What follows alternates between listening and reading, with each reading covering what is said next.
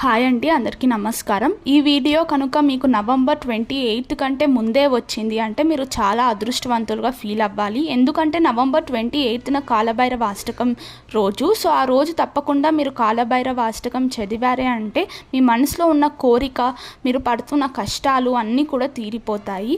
So తప్పకుండా ఆ రోజు కాలభైరవ అష్టకం శ్లోకం అందరూ స్మరించుకోండి.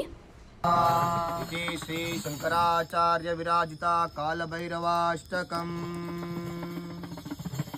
देवराज सेव्यमान पावनांग्रि पंकजं व्यालयज्ञसूत्रमिन्दुशेखरं कृपाकरं नारदादि योगी वृंद वंदितं दिगंबरं काशिकापुरादिनाथ कालभैरवं भजे काशिकापुरादिनाथ कालभैरवं भजे।